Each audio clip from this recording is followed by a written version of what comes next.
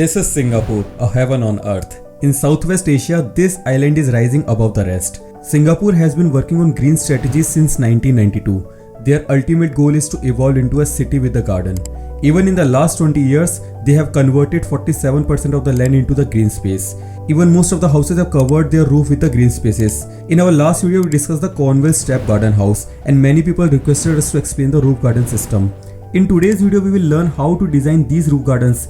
Roof gardens are very different from the gardens at the ground level. This roof at the ground level, part of the bank building in Phoenix, Arizona. The roof at the ground level in the bank building in Arizona makes a grand three-dimensional mural when viewed from the mezzanine of the lower floor. The garage for the Prague Intercontinental Hotel is located in front of the building. Roof gardens can be built in the hotel roof, residence, private balconies and the building edges. Roof gardens are a new demand in real estate, benefiting not only surrounding apartment dwellers but even more the building occupants, who can enjoy the aerial gardens, premium living space and convenient outdoor recreation. Roof gardens help in reducing the heat island effect, increasing energy efficiency, improving air quality and providing acoustic insulation. Let's understand how to design a roof garden. Please watch this video till the end so that you understand the importance of amazing design strategy. Here in Kesar Center, Oakland, California, this is a parking building and the roof of the building is converted into a garden with a public space for the neighborhood buildings. This building has a roof garden with a water pond and recreation spaces. They added sitting space, grass and planters on the roof of the building. Below is the section of the building which shows the idea of the roof garden. Let's understand the detail of this roof. If we zoom in into the slab detail of this roof, we can see the different layers of the roof in the building. Roof gardens should be constructed in layers and it is a very important to take extra precaution for the whole design or else it may cause severe damage to the roof. Here this is the concrete slab which is similar to our house roof. While designing the roof garden, the first layer is the waterproof layer. It is directly above the concrete slab and protects the roof from the direct water leakage.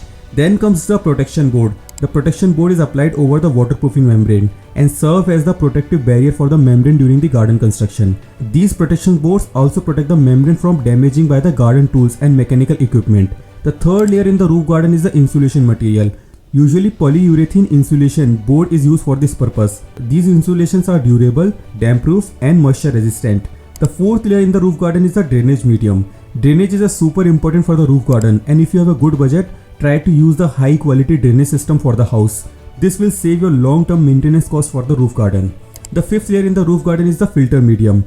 Filter fabric is crucial for the roof gardens to prevent the soil and debris from clogging drains. Here polypropylene filter fabric, originally designed to prevent erosion in slopes, becomes the standard choice to design the lightweight, rot-proof and easy to install nature. This fabric effectively filters water while holding soil in place, ensuring efficient drainage for the roof garden. Now comes the planting medium. Here the soil should be strong yet lightweight, well drained yet moist and durable yet expensive. And the top layer of the roof garden is the mulch, providing insulation, weed control and moisture retention. Organic mulch like cedar or pine bark chips gradually decay, protecting the soil nutrition and improving the moisture retentions.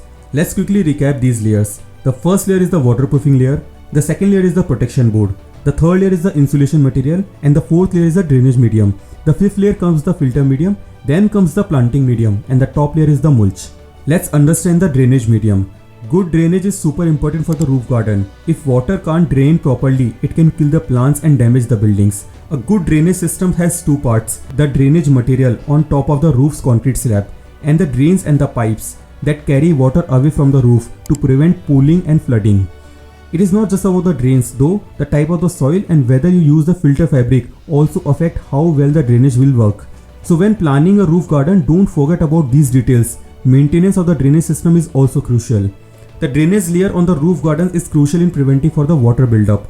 Different materials have been used over the times, from pebbles and rocks to newer options are like the grass cells or the geotextile. These newest materials are lightweight, easy to handle and offer efficient drainage. The water drains out through these drainage system. If you want to add levels on the roof garden, an easy solution is the styrofoam boards. They are lightweight and provide the required height for the planting medium. Roof gardens are very beneficial in reducing the effect of the temperature compared to the roofs without the garden. They also have positive effect on the mental health, providing peace and calmness to the occupants of the high-rise buildings. I hope you enjoyed this video. Don't forget to hit the like button. If you have any particular requirement of architecture video, you can comment down below. We will definitely make a video on that particular topic. Subscribe to the channel for more such videos. See you in the next video. Salute.